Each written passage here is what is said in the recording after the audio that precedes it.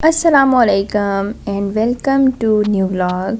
अच्छा जनाब, तो कैसे हैं आप सब? होपफुली आप भी ठीक होंगे हमेशा की तरह, और मैं भी हूँ ठीक ठाक। तो सीन्स कुछ ऐसे हैं कि मैं आज आपसे शेयर करूँगी कि आप चिकन को कैसे अच्छी तरह से धो धा के साफ़ सुथरा करके कैसे फ्रिज में रख सकते हैं काफ़ी टाइम के लिए। अच्छा, यूजुअली ऐसा होता है कि लोग चिकन को सही से साफ़ नहीं करते और फिर रख देते हैं, फ्रीज़ कर देते हैं, फिर जब निकालते हैं तो फिर सही से साफ़ नहीं होता और फिर उसे ही पकाते हैं तो वो बहुत ही ज़्यादा अनहाइजीनिक होता है और आपको अंदाज़ा भी नहीं कि वो हमारी सेहत के लिए कितना ज़्यादा नुकसानदेह है।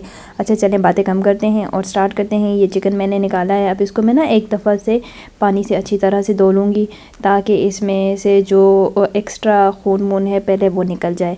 ठीक है, उसके बाद मैं इसमें ऐड करूँगी सॉल्ट ऐड करने के बाद आप इसमें सॉल्ट भी ऐड कर सकते हैं और 2-3 इंग्रेडिएंट और बताऊंगी मैं आपको। सॉल्ट ऐड करेंगे, विनेगर ऐड करेंगे और इसको आपने रख देना है। अच्छा, इसके अलावा आप इसमें नींबू भी ऐड कर सकते हैं। अगर आपके पास नींबू है ना, नींबू भी आप इसमें निचोड़ के वो भी आप इसमें रख सकते हैं। 2000 years later. अच्छा, अगर आपके पास ज़्यादा टाइम है तो आप इसे घंटा डेढ़ के लिए रख दें। अगर आपके पास कम टाइम है तो पौना घंटा आधा घंटा भी काफ़ी है। अच्छा, आप इसको जब अच्छी तरह से नींबू और सिरके में भिगो के रख देंगे, इससे ये होता है कि इसमें जितने भी ज़्यादा जर्म्स होते हैं एक तो वो मर जाते हैं, ख़त्म हो जाते हैं।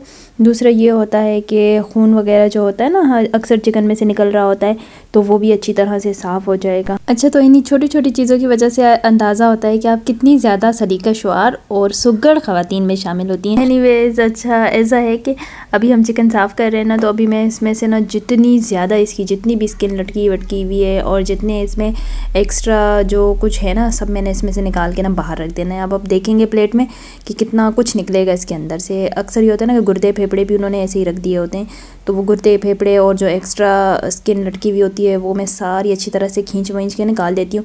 अच्छा, सिरका और ये डालने से ना, नमक डालने से ये भी होता है कि थोड़ी सॉफ्ट भी हो जाती है, तो सफाई में भी बहुत ज़्यादा ईजी हो जाती है। तो जिस तरह से मैं इसको साफ़ कर रही हूँ ना, इस तरह से आपने इसको साफ़ करते जाना है, स्किन उतारती जानी है और इसको ना आप क्लीन एक बर्तन में ट्रांसफ़र करते जाएंगे। मुझे ना शादी से पहले चिकन साफ़ करना बहुत ज़्यादा मुश्किल लगता था, तो अम्मी करती थी हमेशा, लेकिन अब शादी के बाद तो मैं ऐसे ट्रेन हो गई हूँ कि बस मैं खुद ही कर देती हूँ। पता होता है अब करना है इसको अच्छे से, तो अब ये काम मैं खुद ही करती हूँ।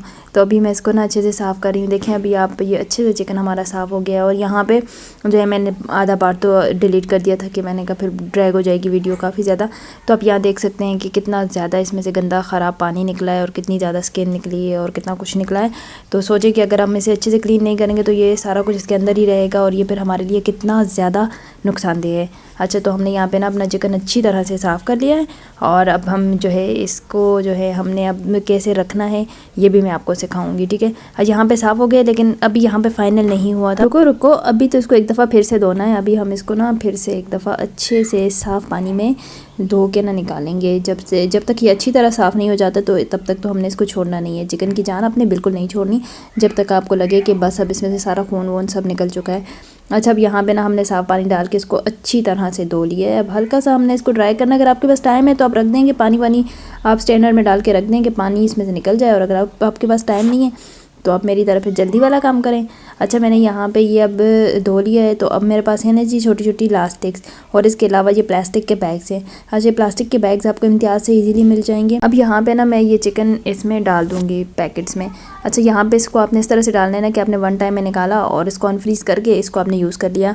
और अगर मेहमान आते हैं तो चलो आप फिर उस हिसाब से 2 पैकेट्स निकाल लेते हैं। तो मैंने, मेरी फैमिली 2 बच्चे और मैं और मेरे हस्बैंड ने अभी घर पे, तो उस हिसाब से मुझे इतने ही शॉपर्स चाहिए, इतना पैकेट बनाना है, तो मैं वो बना रही हूँ।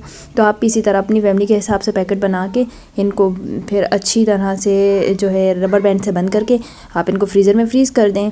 तो ये तरीका बहुत ज़्यादा आसान है। होपफुली वीडियो आपके लिए बहुत ज़्यादा यूज़फुल रहा होगा। अगर वीडियो पसंद आए तो चैनल को सब्सक्राइब कर दें, वीडियो को लाइक और शेयर भी कर दें। इसके साथ ही मुझे दीजिएगा इजाज़त। अपना बहुत सारा ख्याल रखिएगा, अपनी दुआ में याद रखिएगा। अल्लाह हाफिज़।